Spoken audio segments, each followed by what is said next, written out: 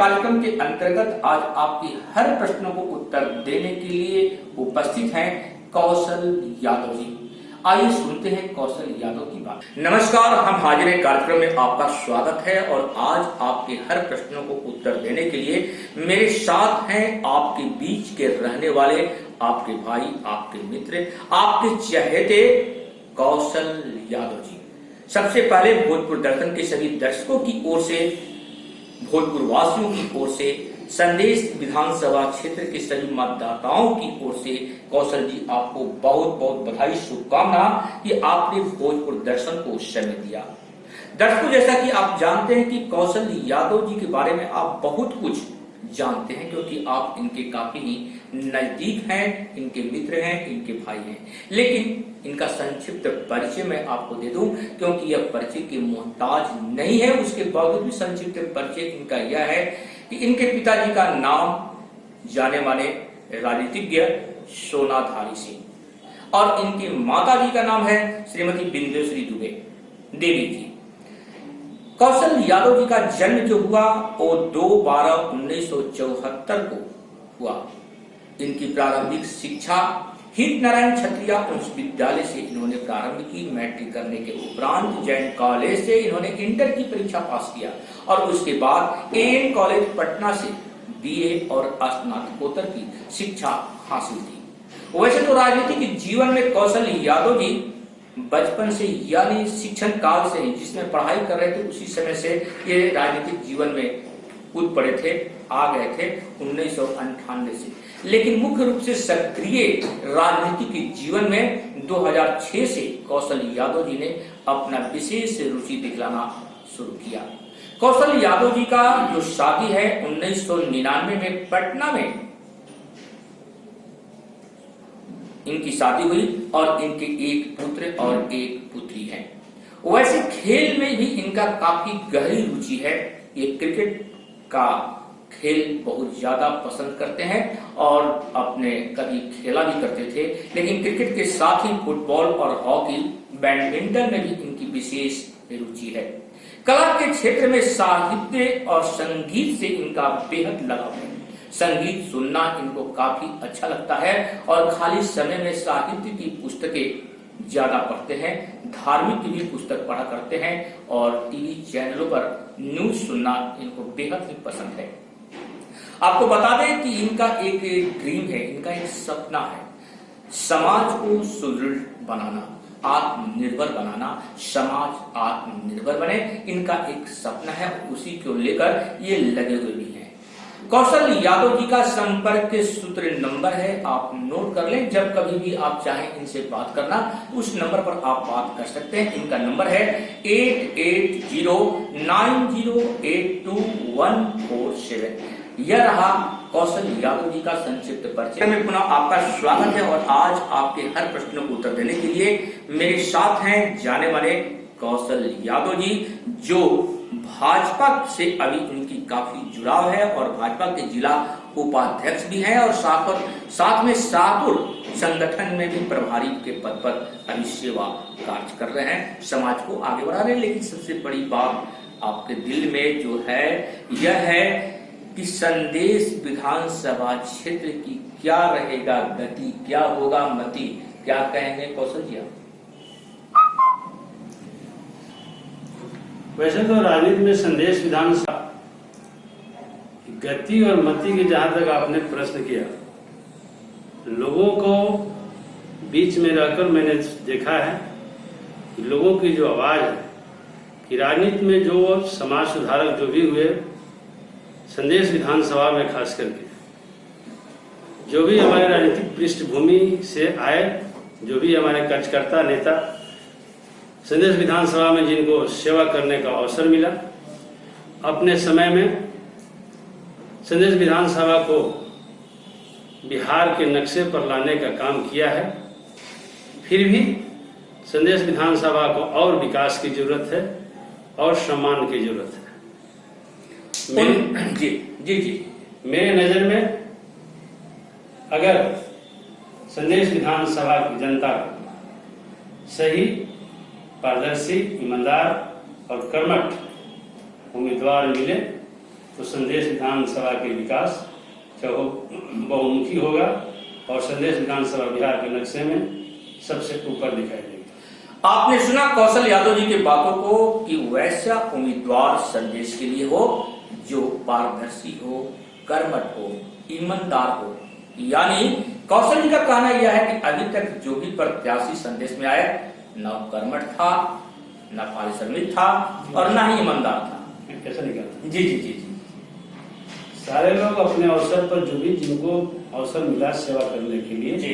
उन्होंने भरसक प्रयास किया संदेश विधानसभा को बिहार के केंद्र में रखने के लिए, लेकिन फिर भी बहुत सारी भी कमियां रह गई है जिसको और सुधार करना है और संदेश विधानसभा को आगे ले जाना है। आगे ले जाना है, संदेश विधानसभा क्षेत्र को और विकसित करना है। विकसित 1952 से एक पृष्ठभूमि रहा है और उस पृष्ठभूमि को देखते हुए और ज्यादा विकास करने की आवश्यकता है और उसके लिए कर्मठ उम्मीदवार की आवश्यकता है, ईमानदार उम्मीदवार की आवश्यकता है।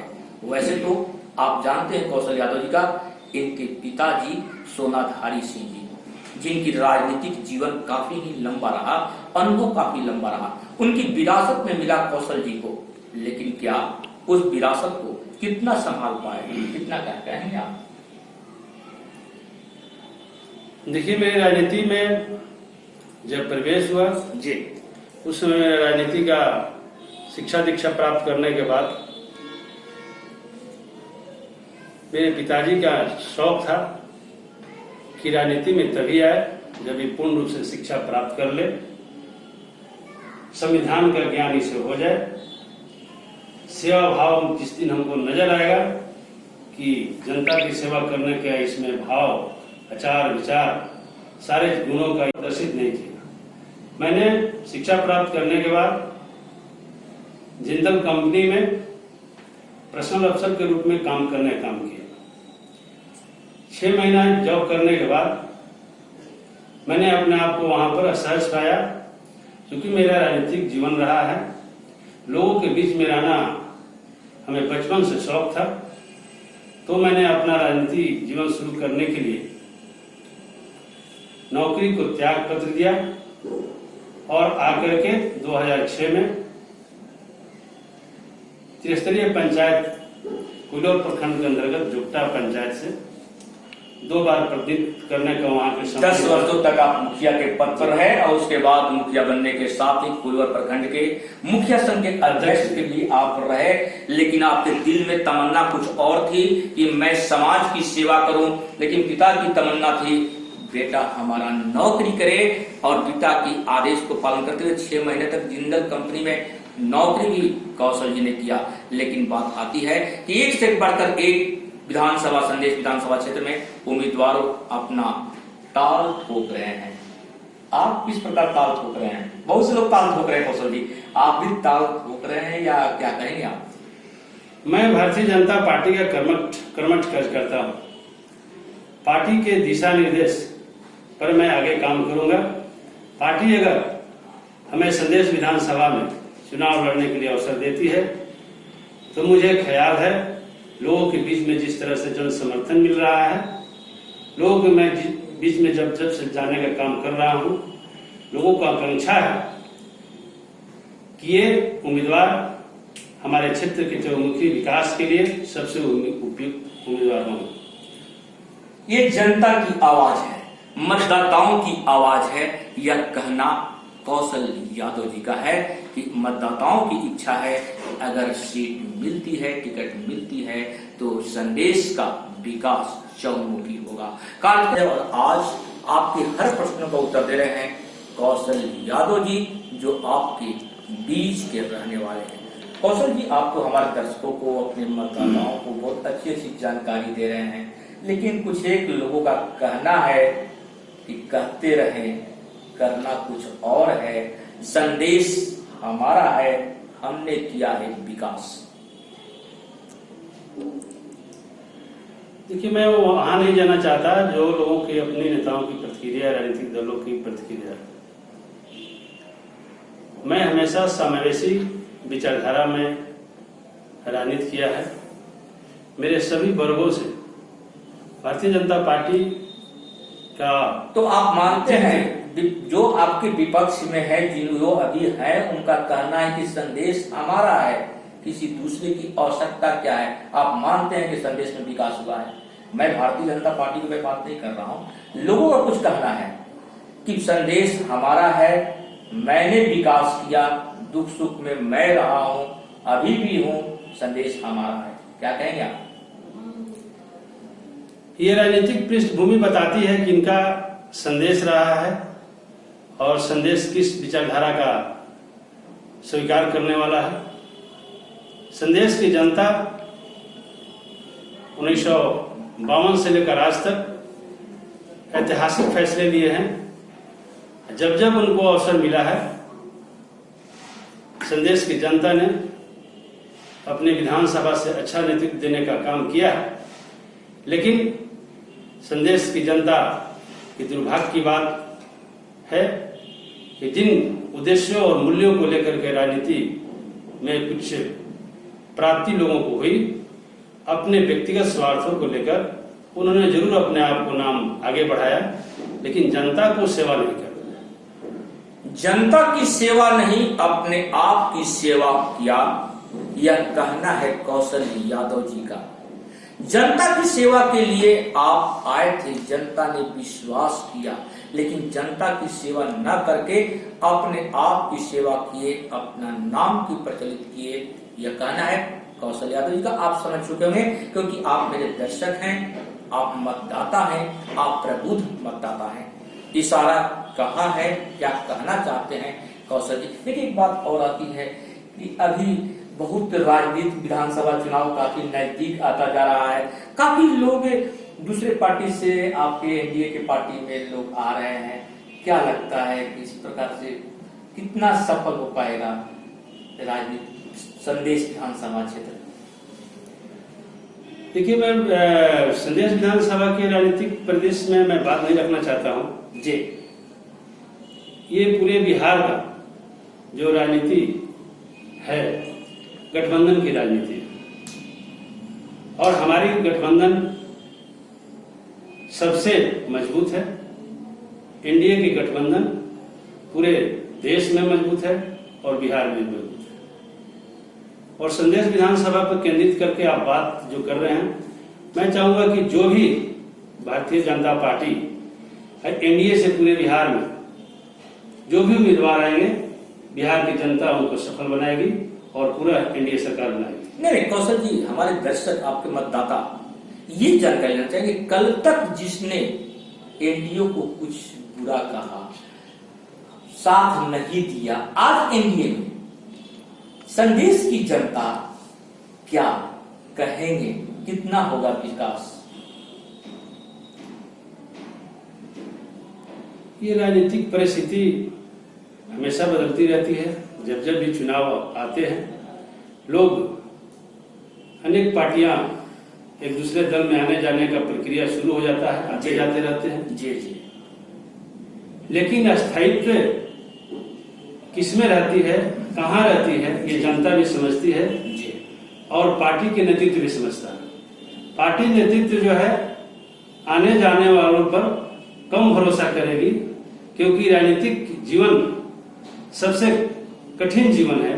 जो समर्पित खर्च करता है उसको पार्टी किसी भी दल का क्यों ना, अगर वो अपने दल के समर्पित खर्चकर्ता को चुनाव में ले आए तो जनता उनको सहज स्वीकार करेगी।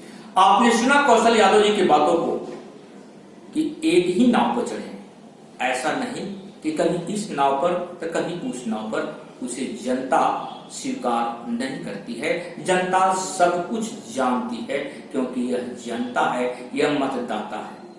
यह तो आने वाला वक्त है, यह बताएगा भविष्य कि अंधेरे में है कि जनता क्या करेगा। लेकिन इशारे ही इशारे में कौशल यादव जी ने बहुत कुछ कह डाला।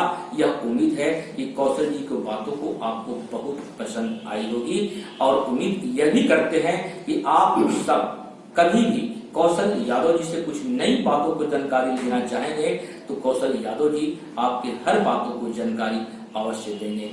कौशल यादव जी आपके दिल की बातों को जानकारी दिए, इसके लिए पुनः एक बार आप सभी की ओर से चलते चलते आप क्या कहेंगे अपने मतदाताओं से?